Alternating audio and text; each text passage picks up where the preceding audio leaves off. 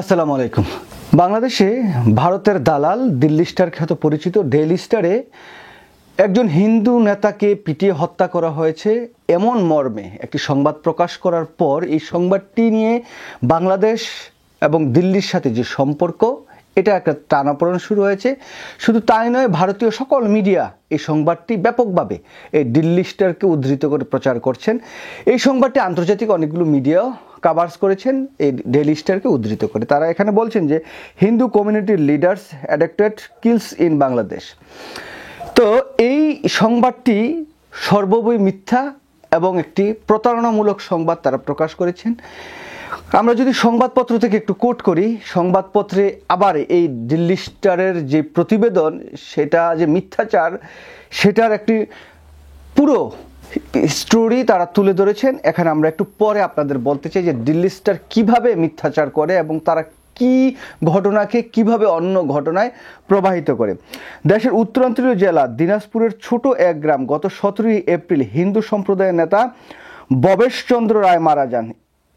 তার এই মৃত্যুকে তখন অস্বাভাবিক পরিস্থিতিতে মৃত্যু বলে চিহ্নিত করা হয়েছিল। ববেশ্বরের মৃত্যুর এই ঘটনার প্রাথমিকভাবে দেশের শীর্ষ ইংরেজি দৈনিক দ্য ডেইলি স্টারে অপহরণ ও পিটিয়ে হত্যার ঘটনা হিসেবে ছাপা হয়। ডেইলি স্টারের এই প্রতিবেদনটি ভারতীয় সংবাদ মাধ্যমের তীব্র প্রতিক্রিয়া সৃষ্টি করে। তার ঘটনাটিকে সাবেক প্রধানমন্ত্রী শেখ হাসিনার পদচ্যুতির পর বাংলাদেশে উদ্ভূত পরিস্থিতির মধ্যে উল্লেখযোগ্য বলে সমালোচনা হাতিয়ার হিসাবে ব্যবহার করা হয়। আর অপপ্রচারকৃত এই বয়ান বাংলাদেশের অন্তর্বর্তীকালীন সরকারকে সংখ্যালঘু হিন্দু সম্প্রদায়ের প্রতি নিপীড়ক হিসেবে তুলে ধরা হয়।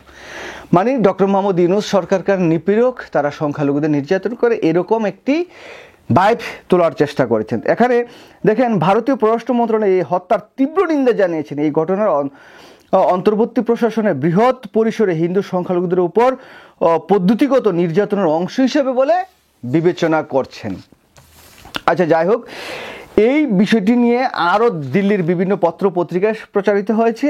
এই সব কিছুই কিন্তু এই সামাজিক মাধ্যম বলেন, সব কিছু বলেন, এই দিল্লি স্টার মানে ডেইলি স্টারকে উদ্ধৃত করে তারা বলছেন। এখন দিনাজপুরে আসল কি ঘটনা ঘটেছিল, এই ঘটনাটি আমরা একটু শুনি, তাহলে বুঝবেন। 55 বছর বয়সী ববেশ চন্দ্র বাংলাদেশ পূজা উদযাপন পরিষদের বিরল ইউনিটের সহসভাপতি হিসেবে দায়িত্ব পালন করছিলেন। 47 বছর বয়সী এই সংগঠনটির সারা বাংলাদেশে প্রায় প্রতিটি ইউনিটের শাখা রয়েছে। সংগঠনটি হিন্দু ধর্মাবলম্বী উৎসবের আয়োজন করে থাকে। তারপরে এখানে বলছেন যে ববেশ্বর বাসুদপুর গ্রামের বাসিন্দা, পেশায় একজন কৃষক। তার স্ত্রী সন্তান রানী রায়ের মতে সম্প্রতি তিনি ববেশ আর্থিক সংকটে পড়েন এবং স্থানীয় দুজন মহাজন আতিকুল ইসলাম এবং মোহাম্মদ রতন ইসলামের কাছ থেকে ঋণ নেন। আচ্ছা, তারপরে তার ছেলে বলছেন ববেশ্বরের 28 বছর বয়সী ছেলে স্বপন চন্দ্র রায় এই মৃত্যুর ঘটনায় বিরল থানায় একটি এজাহার দায়ের করেন। এজাহারে তিনি উল্লেখ করেন তার বাবা আতিকুল এবং রতনের কাছ থেকে 25,000 টাকা ধার নিয়েছিল। দায়েরকৃত এজাহারের অনুসন্ধানে গত 17 এপ্রিল ওই দুজন ববেশ্বরের বাড়িতে এসে তাকে বিকেল 4:30 নাগাদ কাছের একটি বাজারে নিয়ে যায়। এর কিছুক্ষণ পরই ববেশ্বরের মোবাইলটি বন্ধ পাওয়া যায়। আনুমানিক রাত 8টার দিকে রতনের কাছ থেকে স্বপন ফোন পান। ফোনে রতন জানায় ববেশ্বর অসুস্থ হয়ে পড়েছেন এবং স্বপনকে দ্রুত যেতে বলেন। এই হচ্ছে মূল কারণ। তারপরে এখন এই যে মামলাটি তার ছেলে করেছেন, মামলার তদন্তকারী যেই অফিসার, তিনি কি বলছেন? মামলার তদন্তে নেতৃত্ব দেওয়া বিরল থানার ভারপ্রাপ্ত কর্মকর্তা ইসু আব্দুল সবুর বাংলা আউটলুক স্পষ্টভাবে জানিয়েছে ববেশের মৃত্যু অস্বাভাবিক বলে মনে হচ্ছে, তবে এও বলছেন তাকে পিটিয়ে হত্যা করা হয়েছে এমন কোনো প্রমাণ নাই। এখন যে হিন্দু নির্যাতন করে বা হিন্দুদের উপর, সংখ্যালঘুদের উপর নির্যাতন করে তাকে পিটিয়ে হত্যা করা হয়েছে, এরকম আসলে বিষয় না। তার সাথে একটু টাকা পয়সার একটি লেনদেন আছে। Dinajpur police super SP Marufat Hossain ধারণাও প্রায় একই। তিনি বাংলা আউটলুকে বলেন, তদন্তের জন্য একাধিক কর্মকর্তাকে দায়িত্ব দেওয়া হয়েছে। প্রাথমিক অনুসন্ধানে হার্ট অ্যাটাকের ইঙ্গিত পাওয়া গেছে। তারপরে যদি বলি, তারা বলছেন পুলিশের শনাক্ত করা দুই প্রত্যক্ষদর্শী জানান তারা ববেশ্বরের সেই সন্ধ্যায় আতিক এবং রতনের সঙ্গে রাস্তার পাশে একটি দোকানে ভাজা পোড়া খেতে দেখেছেন। তাকে ধূমপান করতে এবং জর্দার সঙ্গে পান মিষ্টি চিবিয়ে খেতেও দেখেছেন যারা প্রত্যক্ষদর্শী তারা জানাইছেন আর কি। প্রত্যক্ষদর্শীর বরাতে একটি সূত্র জানিয়েছে সন্ধ্যা 7টার দিকে ওই দুই ব্যক্তির সঙ্গে কথোপকথনের সময় ববেশ্বর হঠাৎ অসুস্থ হয়ে পড়েন।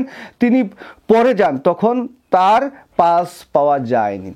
এখন এটাকে মোটামুটি হার্ট অ্যাটাকই বলা যায়। অনেকেই এই হার্ট অ্যাটাকই বলছেন আর কি, যে তার হার্ট অ্যাটাক হয়েই মৃত্যু হয়েছে। তো যেহেতু তাকে টাকা পয়সা তার কাছে পেত, তাকে ডেকে নিয়ে গেছে, তো সেই জন্য তার পরিবারের পক্ষ থেকে একটু সন্দেহ করছেন। সেই সন্দেহের প্রেক্ষিতে একটা মামলা নেওয়া হয়েছে, তারা তদন্ত করছে এবং তার পোস্টমর্টম সব কিছু রিপোর্ট শীঘ্রই চলে আসবে, আসলে বাকিটা জানা যাবে।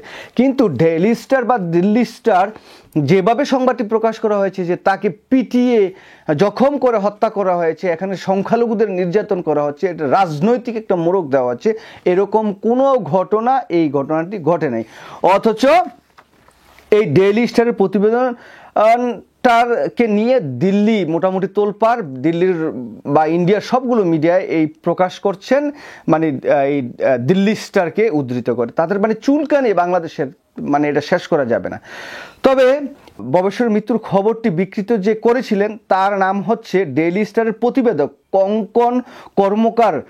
লেখাতে প্রাথমিকভাবে প্রতিবেদনটি দাবি করা হয়েছিল যে তাকে পিটিয়ে হত্যা করা হয়েছে। ভারতীয় গণমাধ্যম দ্রুত এই প্রতিবেদনটি লুফে নেয় এবং ব্যাপক প্রচার করে, যার প্রেক্ষিতে ভারতের পররাষ্ট্র মন্ত্রণালয়ে তাৎক্ষণিক প্রতিক্রিয়া জানানো হয়। যাই হোক, সাংবাদিকদের স্থানীয় সূত্রে রাজনৈতিক স্বার্থ হাসিলের ববেশ্বরের মৃত্যুর খবরটি আন্তর্জাতিক ইস্যুতে পরিণত করা হয়েছিল। এই যে ডক্টর মোহাম্মদ ইউনূসের বিরুদ্ধে একটা গোষ্ঠী লেগে আছে, এটা বাংলাদেশের ভিতরে বাংলাদেশের বাইরে সব জায়গায়, মানে ডক্টর ইউনূসকে কিভাবে বাস দেওয়া যায় বা সেই প্রক্রিয়া, সেই বিষয়টি কিন্তু তারা সবসময় করে থাকেন আর কি। তো এই যে রাজনীতিক একটা ভাইব দেওয়ার চেষ্টা করছেন, শেখ হাসিনা পালিয়ে গেছে, ওই যে আওয়ামী দোসররা আছেন। এখন এই যে ডেইলি স্টারের যে প্রতিবেদক কঙ্কন কর্মকার, তাকে কিন্তু সাময়িক বরখাস্ত করা হয়েছে ডেইলি স্টার থেকে। তো এই বরখাস্ত করে লাভ হবে কি? কিন্তু দেশের ভাবমূর্তি নষ্ট করার জন্য এরকম একটি সংবাদই মোটামুটি যথেষ্ট। এই সংবাদটা আন্তর্জাতিক মিডিয়া তো যেটা খেয়ে ফেলছে, এখন তাকে বহিষ্কার করছেন, আবার নতুন করে আপনারা সরি বলছেন। এই ডেইলি স্টার সংবাদটি প্রকাশ করার পর তাদের যেই ওয়েবসাইট, সেই জায়গা থেকেও তারা এই সংবাদটি ডিলিট করে দেওয়া হয়েছে। এখন আসলে যে পিনাকিদা, ইলিয়াস হোসাইন, তারা বলেন না যে দিল্লি স্টার বাংলাদেশের সবচাইতে বড় ভারতীয় গোয়েন্দা সংস্থা রয়ের এজেন্ট।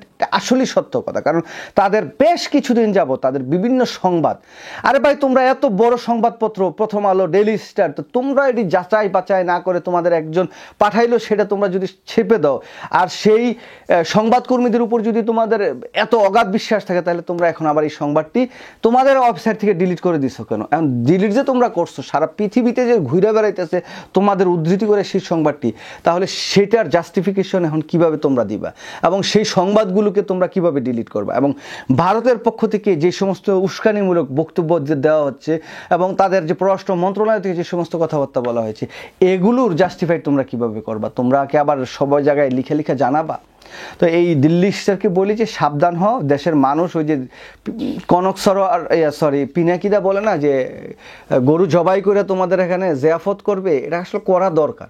কারণ এই বদমাইশ কিছু আছে বাংলাদেশ এখনও, সাংবাদিকরা বিভিন্ন একটা মিডিয়া হাউস হয়ে বাংলাদেশের বিরুদ্ধে এরকম মিথ্যাচার সংবাদ প্রচার করার আগে অনেকবার বাবা অন্ততপক্ষে উচিত ছিল। আর এইটা করে কি করতেছে, এই ইউনূস সরকারকে একটা চাপে ফেলা বা ভারতীয় যেই ইস্যু বা যার ভারতীয় যে মিশন, সেটাকে সাকসেস করার জন্য তারা পরিপূর্ণভাবে কাজ করছে। যাই হোক, এই অন্তর্বর্তীকালীন সরকার বা ডক্টর মোহাম্মদ ইউনূস সরকারের অনেক কাছের মানুষও এই ডেইলি স্টার, প্রথম আলোর খুব কাছের মানুষ, তাদের কথাবার্তায় তারা চলে, তো তারা হয়তো বিচার বিশ্লেষণ করবেন। কিন্তু বাংলাদেশের জন্য এটা কিন্তু অত্যন্ত উদ্বেগজনক আর কি, উদ্বেগের বিষয়। কারণ এরকম একটি ভালো সংবাদ বা মিডিয়া হাউস এরকম একটি সংবাদ প্রচার করে বাংলাদেশের ভাবমূর্তি নষ্ট করা, এটা তারা প্রতিনিয়তই করছেন।